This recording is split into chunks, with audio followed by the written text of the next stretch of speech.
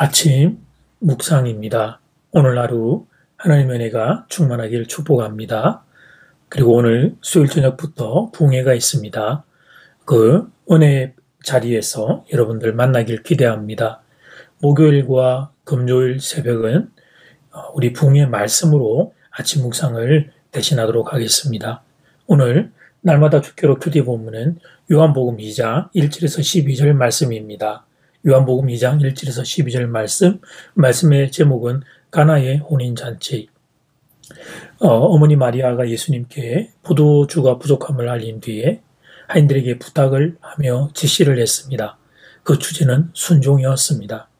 예수님이 무슨 말씀을 하시든지 그대로 행하라 하는 것이었습니다. 6절에서 8절 말씀, 거기 유대인의 정결 예식을 따라 두세 통 드는 돌 항아리 6이 놓였는지라. 예수께서 그들에게 이르시되 항아리에 물을 채우라 하신즉 아기까지 채우니 이제는 뜻을 연회장에게 갖다 주라 하심에 갖다 주었더니 채우라 하신즉 채우고 갖다 주라 하신즉 갖다 주고 간결합니다. 군더더기가 없습니다. 손을 들고 질문이 있습니다. 질문하는 하인이 없습니다. 물을 얼마나 채워야 합니까? 이런다고 포도주가 됩니까?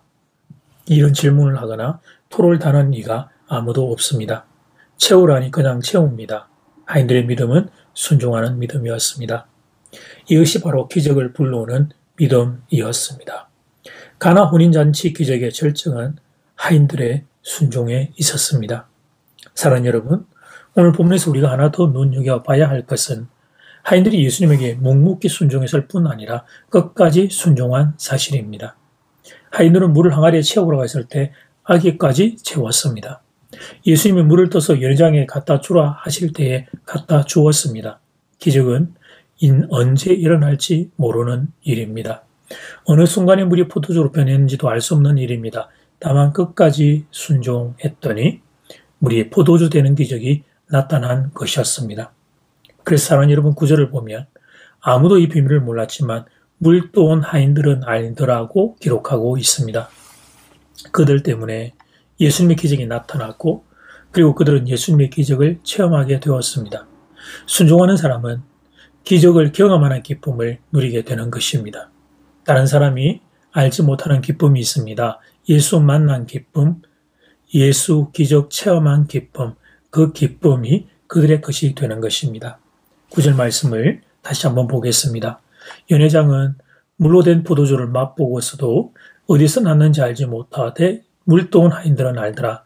연회장이 신랑을 불러. 이 구절을 보면 알지 못하되 알더라는 표현이 있습니다. 그러니까 누구는 알았고 누구는 알지 못했던 것입니다. 맛있는 포도주의 정체에 대해 아는 이가 있었고 모르는 이가 있었던 것입니다.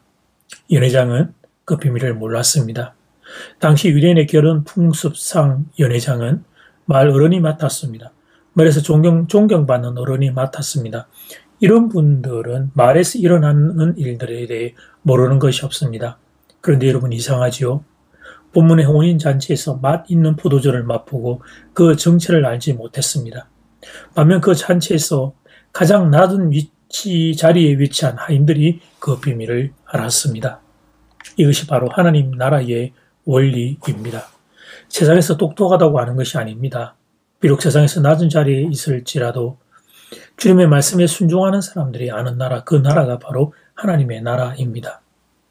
예수님이 직접 할 수도 있었지만 하인들을 시켰던 이유도 바로 이것입니다. 하인들이 순종의 경험을 통해 예수님이 누구신지 알기를 원했던 것입니다. 신앙생활 하다 보면 이런 질문을 할 때가 있습니다. 예수님이 능력이 있으시다면 직접 하시면 되지. 왜 내게 부담을 주셔서 내가 헌신을 하게 하는가? 이런 질문을 할 때가 있습니다. 그것은 하나만 알고 둘은 모르는 것입니다.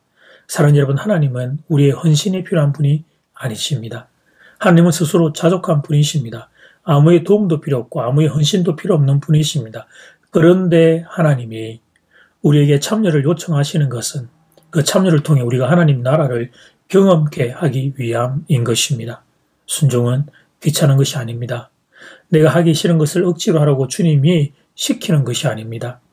혹시 이런 생각을 가지고 있는 분이 있다면 그분은 아직 어린 것입니다. 예수님의 마음을 모르는 것입니다.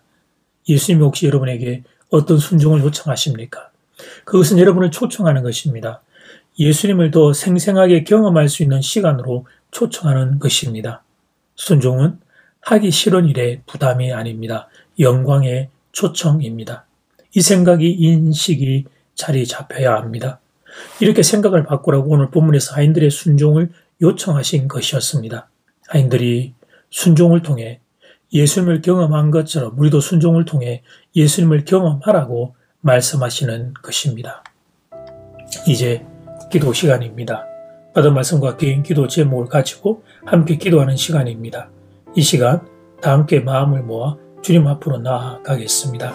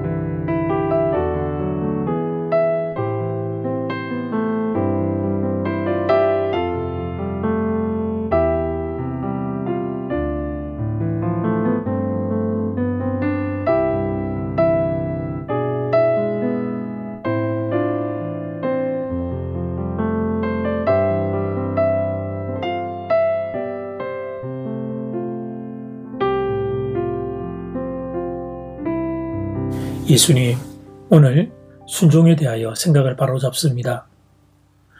예수님을 더 생생하게 경험할 수 있는 시간으로의 초청, 그것이 순종이라는 것을, 영광의 초청이 순종이라는 것을 배우게 됩니다. 주님, 우리도 물도온 하인들처럼 그들이 순종을 통해 예수님을 경험한 것처럼 우리도 순종을 통하여 예수님을 경험하게 되기를 원합니다. 이런 귀한 은혜의 기적을 체험하는 교우들에게 함께하여 주시옵소서.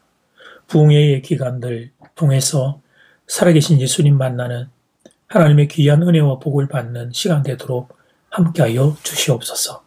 예수님 이름으로 기도드립니다. 아멘. 이제는 각자 개인적으로 기도하시면 되겠습니다. 행복한 하루 되십시오.